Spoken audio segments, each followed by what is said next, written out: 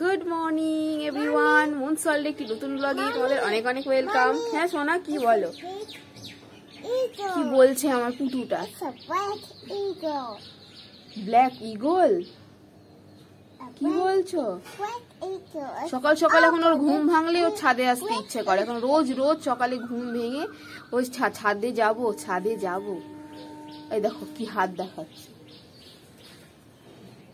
কি করছো? কাকে হাত দেখাচ্ছ? কেবলই ঘুম ভেঙেছে। এখন বাজছে সকাল 7:30। বেশ ঠান্ডা ঠান্ডাটা ভাবটা কমে এসেছে। এখন একটু নর্মাল ওয়েদার হয়ে যাচ্ছে। এখন নিচে গিয়ে চা করব, চা খাবো, পুটলুকে খাওয়াবো। কি খাবে? পাউরুটি খাবে। কল খুলবে না।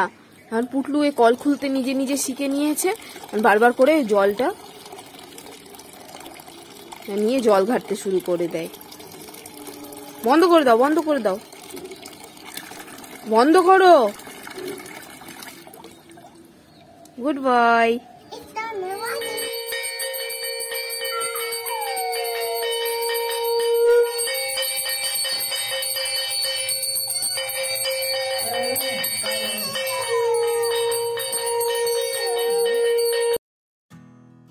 আজ হলো সরস্বতী পুজোর পরের দিনের সকাল, আর আজ হলো ষষ্ঠী।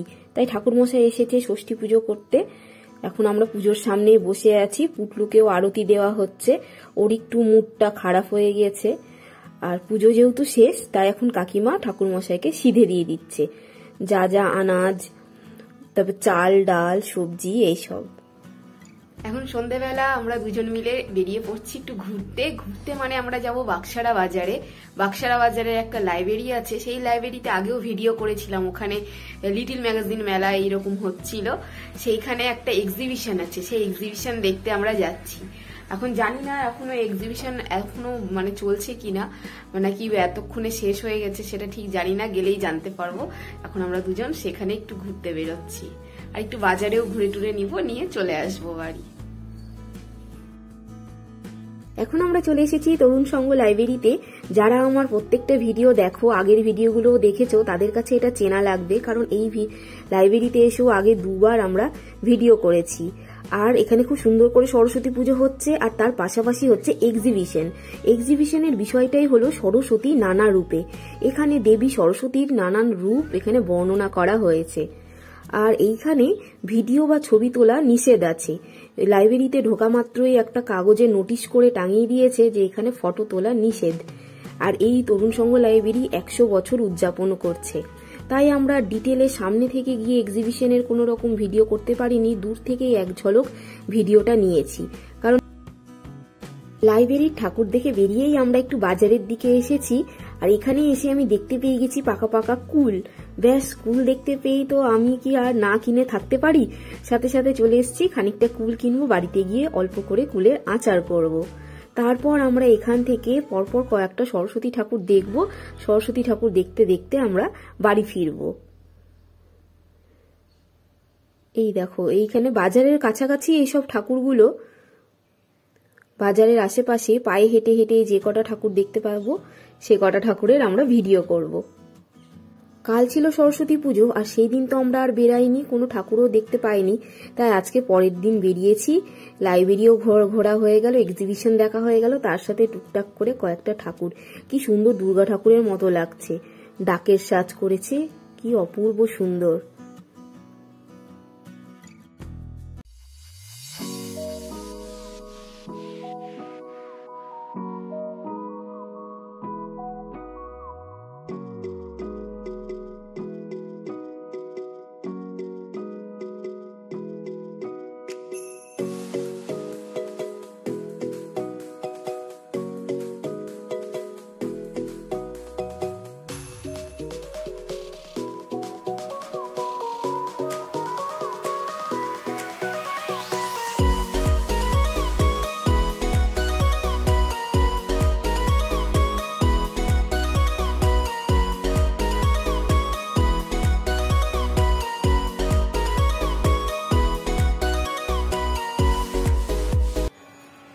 দেখতে দেখতে মায়ের যাওয়ার টাইমও চলে আসলো।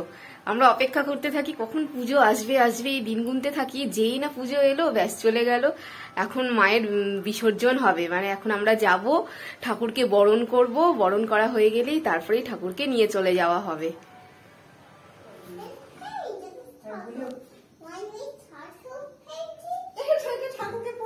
পেন্টিং বলছে, পেন্টিং করছে, পেন্টিং ঠাকুরের পায়ে পেন্টিং হচ্ছে, ঠাকুরের পায়ে পেন্ট হচ্ছে। পেন্ট করবে পড়লো, কি করবি? আমার তো দুজন ঠাকুর আছে, একজন কৃষ্ণ ঠাকুর, জল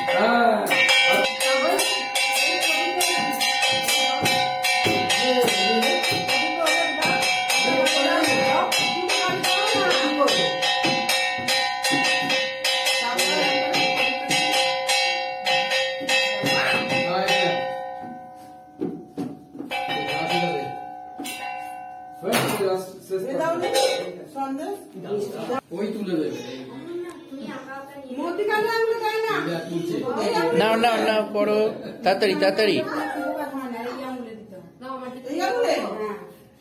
তোমার দিক থেকে ভালো আসবে।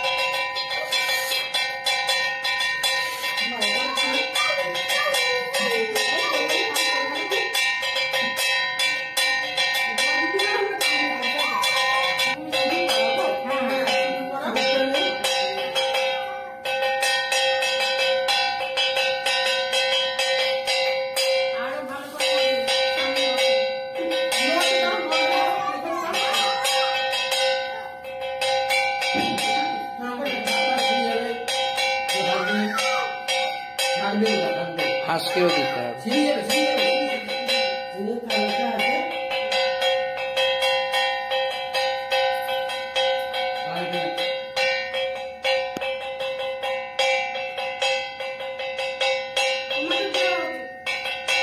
এই পড়লো সরে এসো।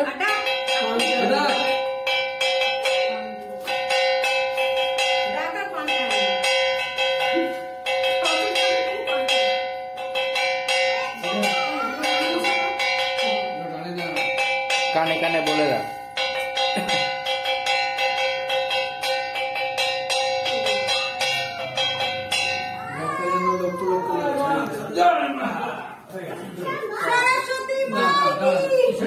জয়, জয় বলো, জয় বলো পুটুন, জয়।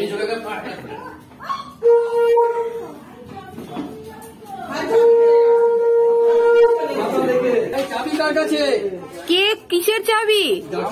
আমি তো তালাই দিইনি।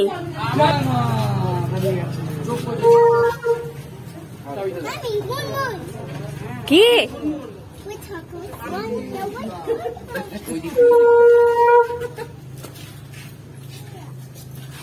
দেখো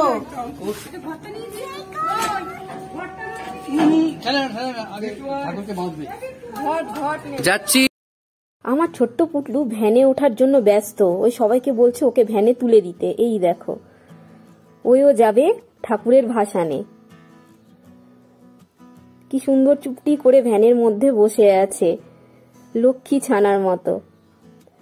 এখন আমরা সেই যাচ্ছি পদ্মপুকুরে, এর আগেও যেখানে ঠাকুরকে ভাসান দেওয়া হয়েছিল। আগের বছরও সরস্বতী পুজোর ব্লগ করেছিলাম আর ভাসানের ব্লগ করেছিলাম।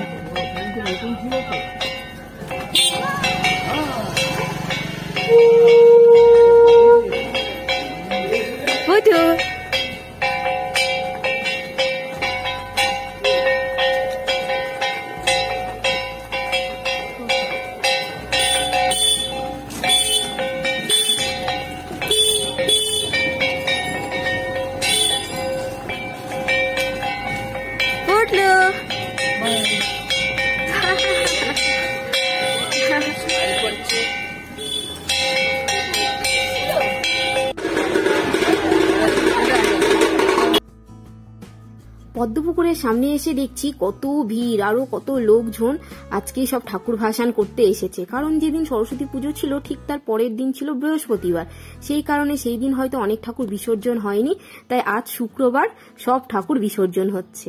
এই দেখো এক এক করে বিসর্জন দিয়ে বেরিয়ে যাচ্ছে।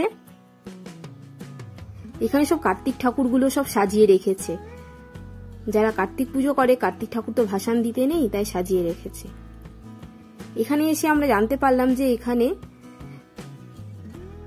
কর্পোরেশন থেকে এখানে লোক রেখেছে ঠাকুরকে ধরে জলে ভাসান দেওয়ার জন্য। যাদের লোক সংখ্যা কম, জলে নেমে ঠাকুর ভাসান দেওয়ার জন্য, তাদের জন্য খুব সুবিধা হয়েছে।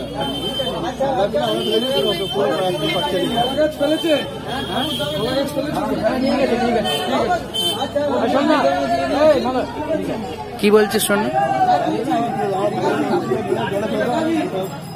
ড্রাইভার কোথায় গেল?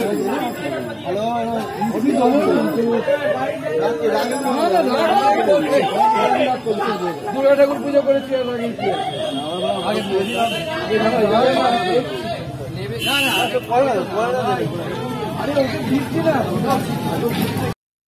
এখানে কয়েকজন কর্পোরেশনের লোক এসে বাবা কাকুর সাথে কথা বললো। তারা বলল যে 50 টাকা দিলেই তারা ঠাকুরকে নিয়ে গিয়ে 7 পাক ঘুরিয়ে জলে ভাসান করে দিবে। ভালোই হলো, কারণ আমাদের সাথে তো লোক সংখ্যা কম, বাবা কাকু আর প্রান্তিক তিনজনে মিলে তো জলে নেমে আর ঠাকুর ভাসান দিতে পারবে না এই সন্ধ্যাবেলা, তাই তারাই করে দেবে।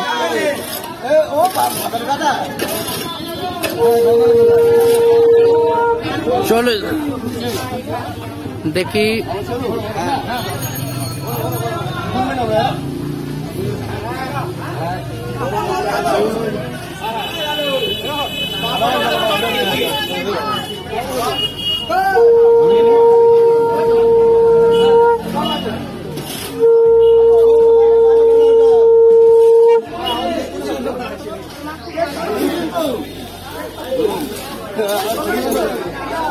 বলো বলো চেঁচাও,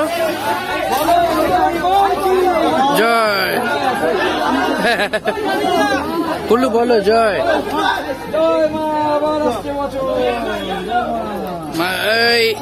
দেখি সরে যান। চলে গেল ঠাকুর এবছরের মতো। এখানটা গভীর জলে। চলো ঠাকুর ভাসান হয়ে গেল, মা বিদায় নিয়ে নিল। আবার পরের বছরের অপেক্ষায় আমরা এখন বসে থাকবো। এখন বাড়ি ফিরে আমরা সবাই বোঁদে কিনবো, বোঁদে কিনে নিয়ে বাড়ি ফিরে সবাই মিষ্টি মুখ করবো।